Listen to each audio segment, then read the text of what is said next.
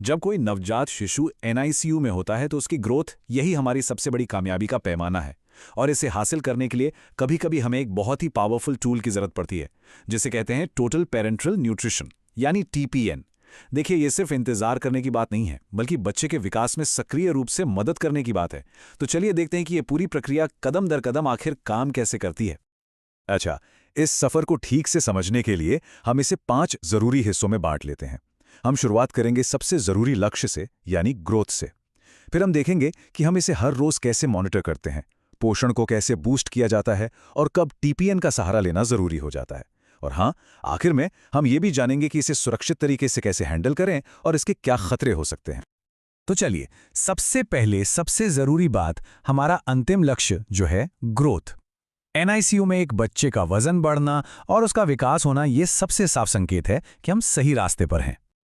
ये एक लाइन ना सब कुछ कह देती है। ग्रोथ रिकवरी के सबसे महत्वपूर्ण सूचकों में से एक है। मतलब हर एक ग्राम जो बढ़ता है वो बच्चे की सेहत की लड़ाई में एक जीत की तरह है। लेकिन जब हम कहते हैं ग्रोथ, तो इन आंकड़ों का असल में मतलब क्या है? देखिए, ये नंबर ही उसकी तरक्की की कहानी बताते हैं। हम उम्मीद करते हैं कि वजन रोजाना 15 से 20 ग्राम प्रति किलो बढ़े, हर हफ्ते लंबाई में करीब 1 सेंटीमीटर का इजाफा हो और सिर का घेरा भी लगातार बढ़ता रहे। यहाँ हर मिलीमीटर मायने रखता है। तो ये लक्ष्य पूरे हो भी रहे हैं या नहीं, ये पक्का करने के लिए हमें एक बहुत ही सटीक मॉनिटरिंग रूटीन की ज़रूरत होती है। ये एक ऐसा रोज़ाना और साप्ताहिक काम है जिसमें कुछ भी अंदाजे पर नहीं छोड़ा जा सकता। तो सवाल ये उठता है कि हम ये कैसे पक्का करते हैं कि इस बेहद ज़रूरी प्रोग्रेस की कोई भी छोटी सी डिटेल हमसे छूट ना जाए। आखिर तरीका क्या है? इसका राज छिपा है एक सख्त रूटीन में। हर रोज वजन मापा जाता है, हमेशा एक ही मशीन पर और बिना डायपर के, और यूरिन आउटपुट को मॉनिटर किया जाता है। हफ्ते में एक बार लंबाई और सिर का घेरा नापा जाता है और इन सभी आंकड़ों को फेंटिन ग्रोथ चार्ट पर डाला जाता है, ताकि एक नज़र में ही विकास का पूरा पैटर्न साफ साफ दिख जाए।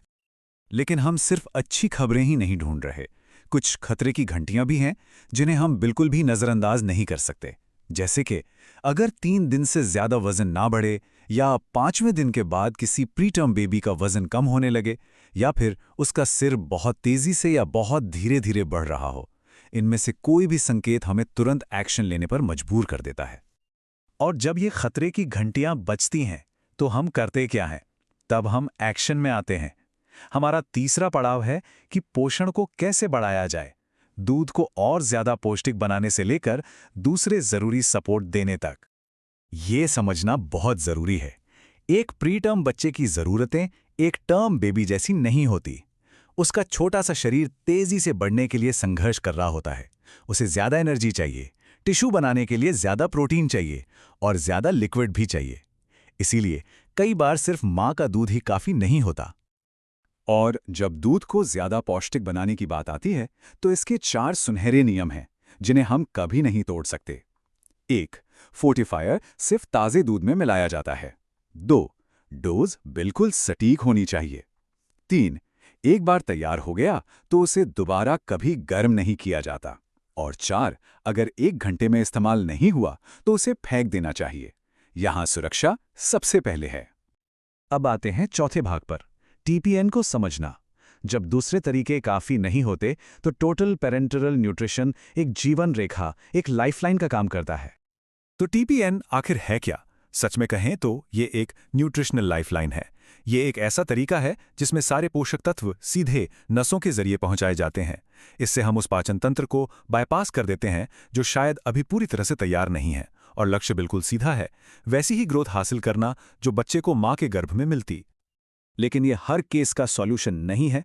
हम टीपीएन का सहारा बहुत ही खास स्थितियों में लेते हैं, जैसे सबसे छोटे बच्चों के लिए जिनका वजन 1000 ग्राम से भी कम है, जिन्हें जन्म से ही पाचन से जुड़ी कोई समस्या है, किसी बड़ी सर्जरी के बाद, या जब उनका शरीर सामान्य फीड को बिल्कुल बर्दाश्त नहीं कर पा रहा हो।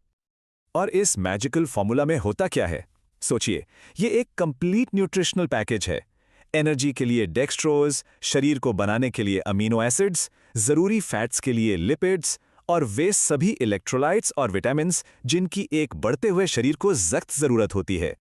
और अब हम आते हैं अपने आखिरी और शायद सबसे जरूरी हिस्से पर, टीपीएन की हैंडलिंग और इससे जुड़े खतरे। यहाँ पर सबसे ज़रूरी चीज़ है सख्त सफाई और लगातार निगरानी के जरिए बच्चे की सुरक्षा पक्की करना।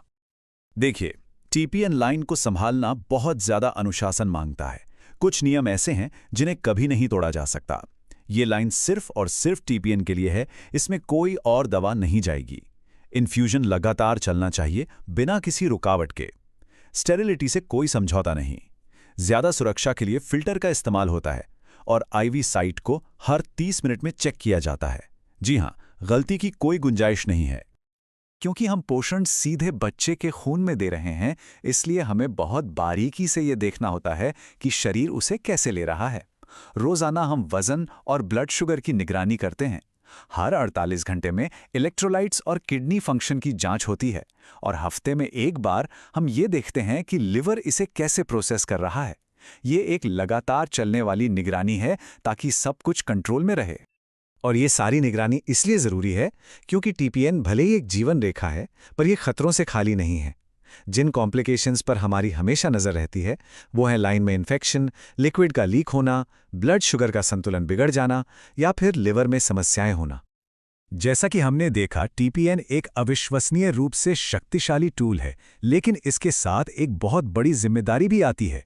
सवाल हमेशा यही रहता है, हम ये कैसे सुनिश्चित करें कि ये लाइफलाइन हमेशा इलाज का स्रोत बनी रहे, नुकसान का नहीं? और इसका जवाब सरल भी है और मुश्किल भी।